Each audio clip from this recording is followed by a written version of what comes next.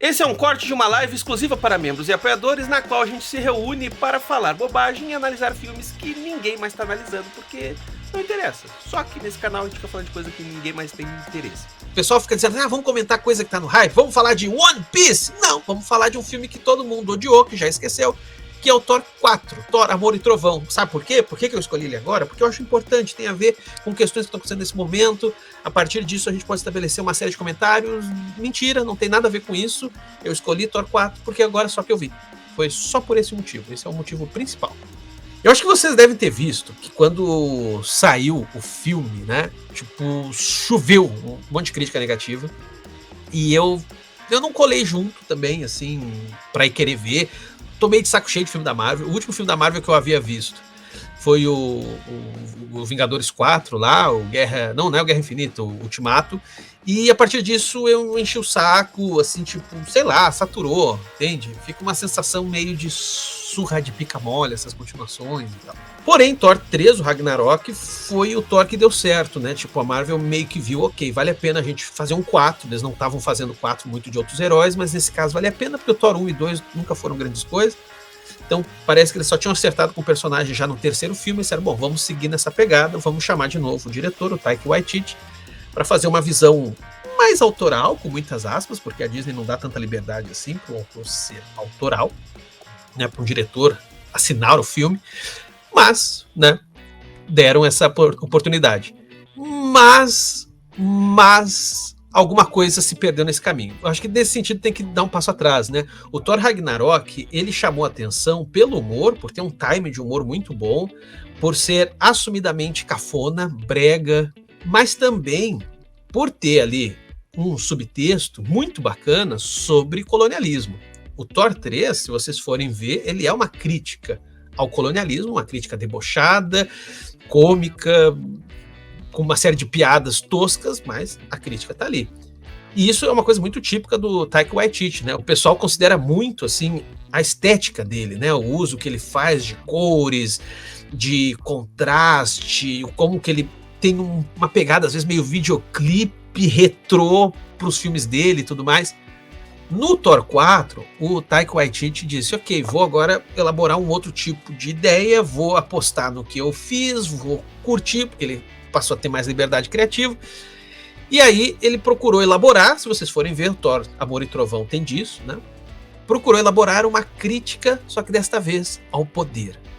A escolha do vilão, Carniceiro dos Deuses, interpretado pelo Christian Bale, o Batman, que tá irreconhecível. O Christian Bale tem esse poder, é um ator camaleônico.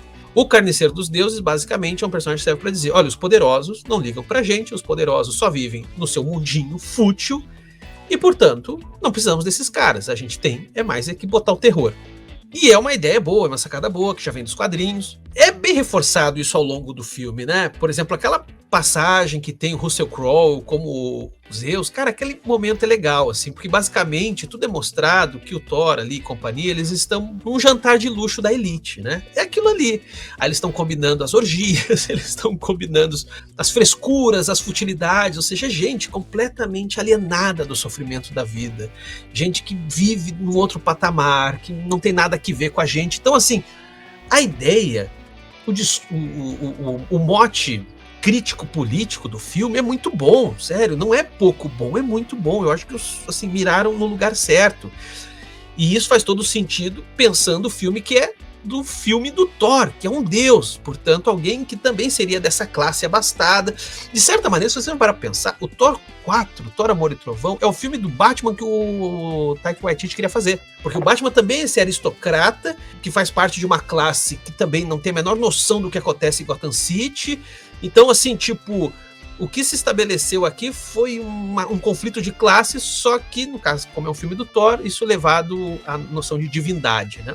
Porém, nem tudo são flores. E talvez o grande problema, como todo mundo na época comentou, é o humor que passa um pouco do ponto.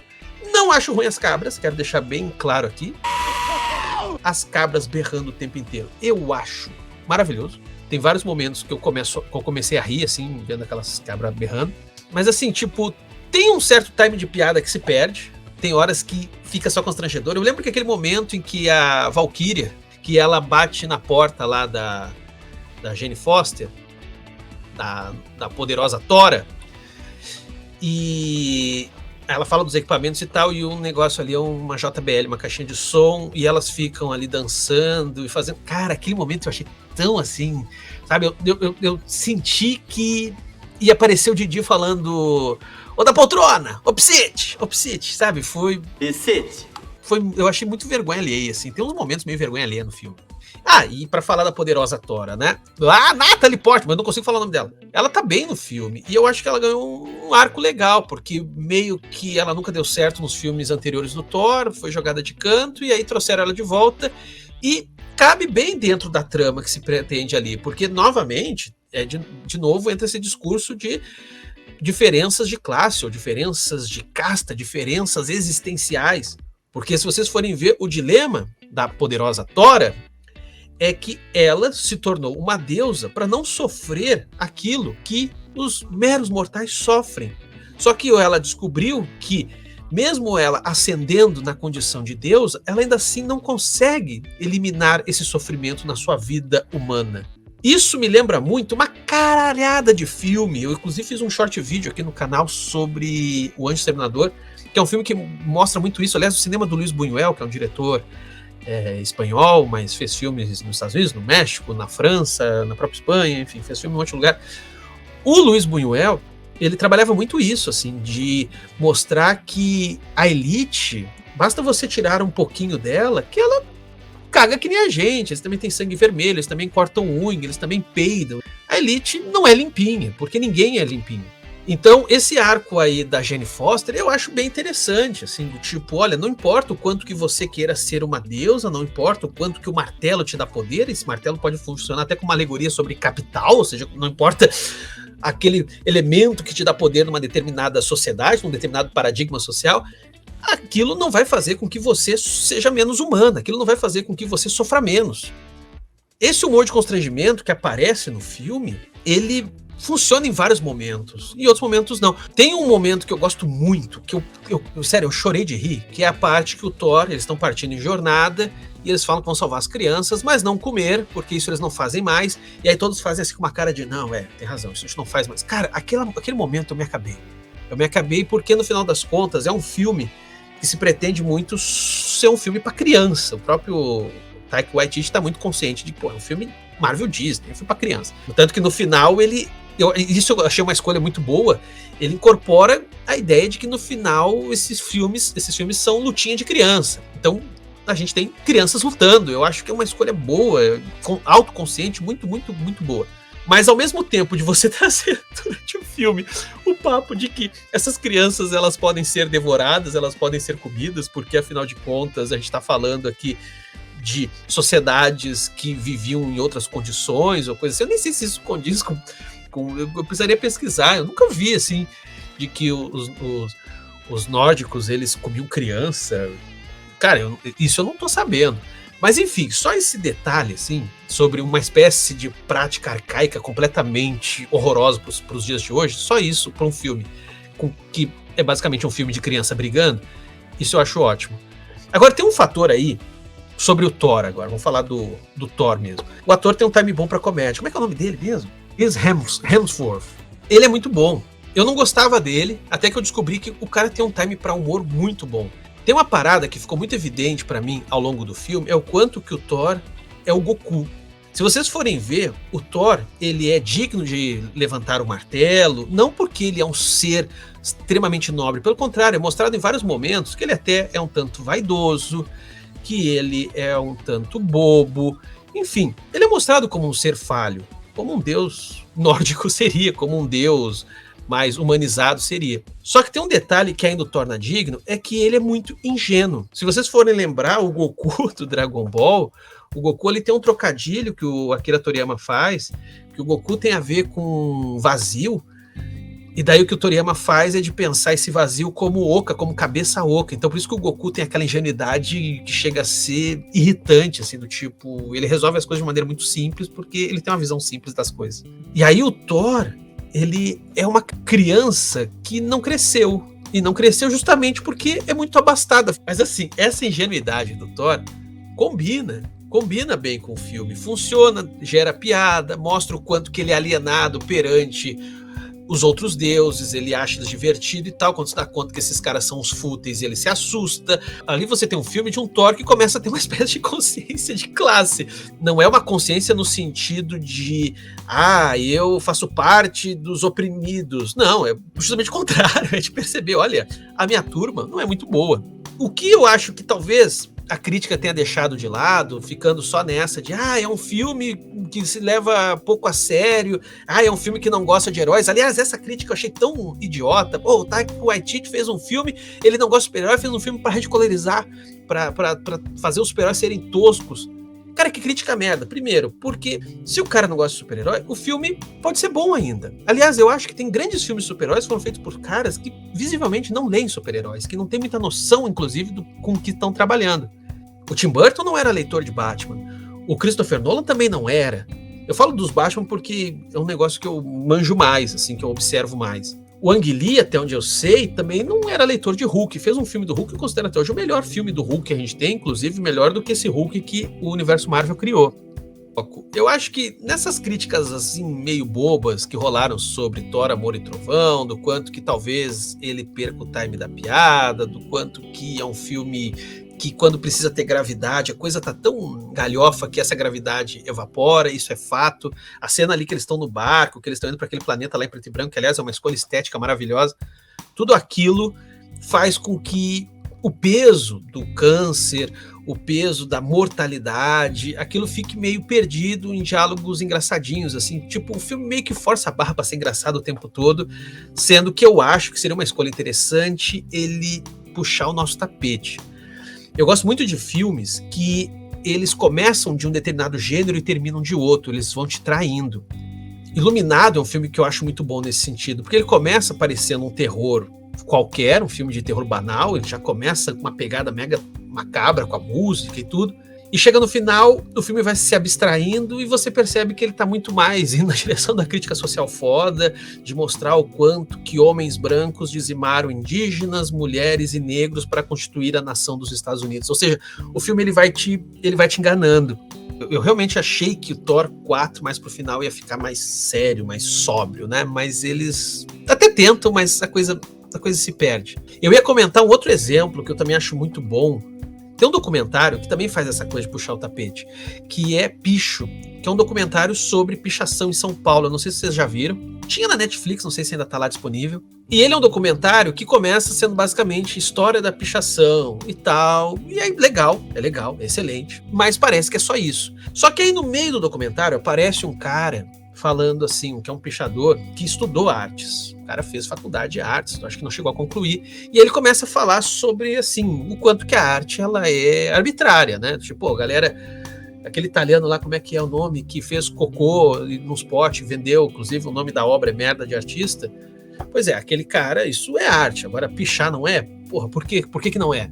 E aí o documentário termina, eu vou dar spoiler aqui, o clímax se dá com uma invasão que esses pichadores fizeram numa galeria. Era uma noite de exposição, tava lá a alta gastronomia com seus vinhos, os seus finger foods, porque hoje em dia não se fala mais salgadinho, é finger foods. Então tava lá a elite e os caras invadiram a exposição de arte, invadiram e começaram a pichar. Pelo que eu vi das imagens do documentário, eles não picharam as obras, eles não vandalizaram as obras. Mas as paredes em volta, eles começaram a pichar tudo, galera. Assim, é muito bom. Piero Manzoni é boa, Luiz. Piero Manzoni é o cara do Merda de Artista. E aí, cara, depois dessa intervenção nessa galeria, o documentário termina com uma série de depoimentos de críticos de arte falando sobre pichação. E aí você percebe do tipo, caralho, esse documentário me traiu, é um documentário sobre arte. É um documentário sobre teoria da arte. Ele começa como história da pichação só pra te enganar. Porque ele é um documentário sobre teoria da arte. E eu achei isso do caralho, sacou? Eu achei do caralho, assim, tu se sente engrandecido quando tu vê uma obra assim. E o problema, talvez, do Thor 4 é esse, mas em partes. Agora eu vou fazer uma defesa. Eu vou defender Thor, Amor e Trovão. Porque eu acho que uma das coisas que eu senti falta nas críticas que eu vi foi de perceber que, sim, tem esse negócio de crítica política dos deuses ser essa elite intocável e alienada, mas se vocês forem ver, na real, Thor, Amor e Trovão é sobre paternidade.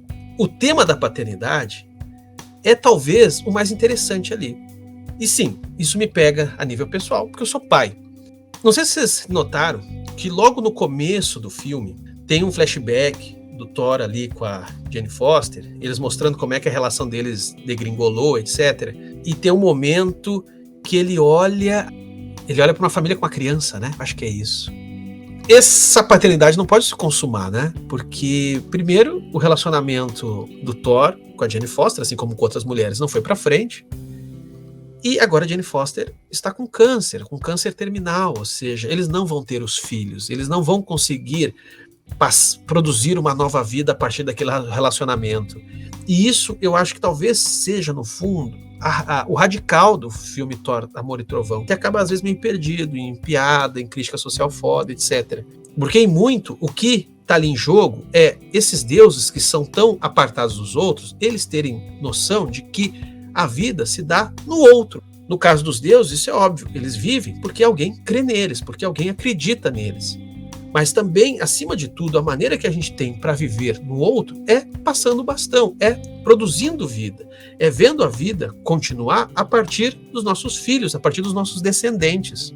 Deuses não têm essa noção clara para eles, porque eles são seres eternos, eles são figuras extremamente narcisistas, porque eles não têm qualquer noção de alteridade muito nítida na sua vida. Eles não conseguem ver uma criança e enxergar naquilo ali uma continuidade, porque afinal de contas eles são infinitos, eles não precisam de uma continuidade, eles por si só se bastam como seres contínuos. E essa é a ficha que começa a cair no Thor, essa é a coisinha ali na cabeça dele que começa a mexer. Claro, a gente tem uma série de narrativas com deuses tendo filhos, mas é muito interessante como o Taika Waititi resolve trazer assim para uma perspectiva muito humana. Não é à toa que o Thor vai começar a ter essa sensação vivendo como uma humana, ou seja, poxa vida, eu quero uma vida para além de mim, eu quero que a vida continue através de mim.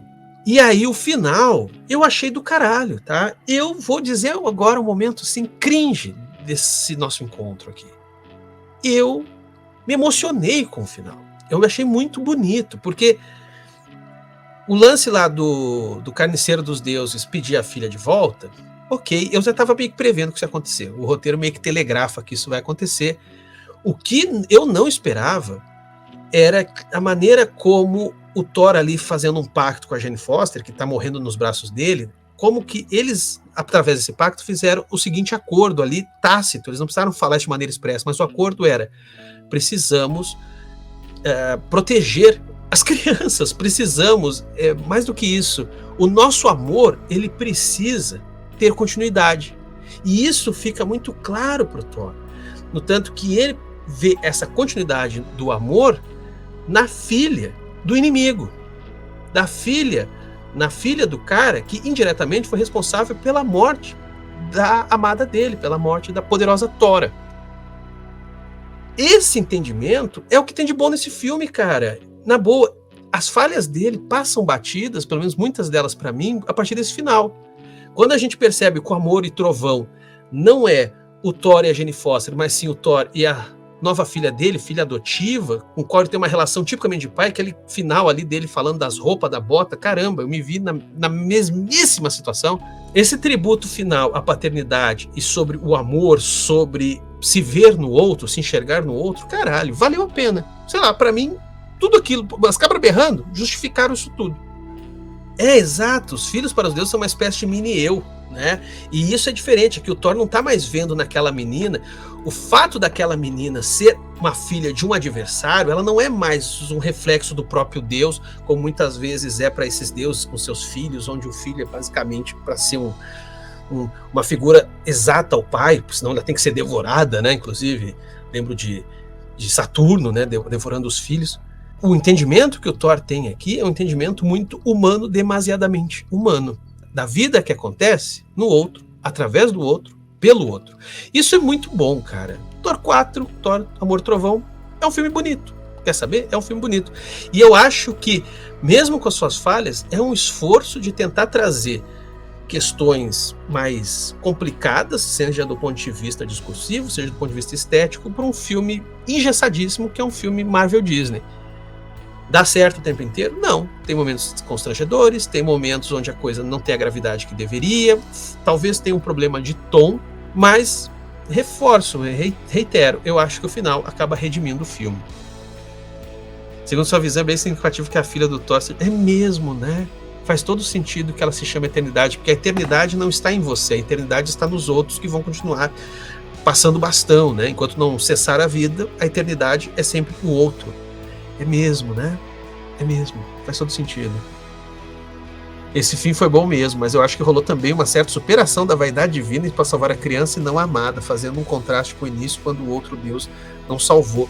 Exato, exato.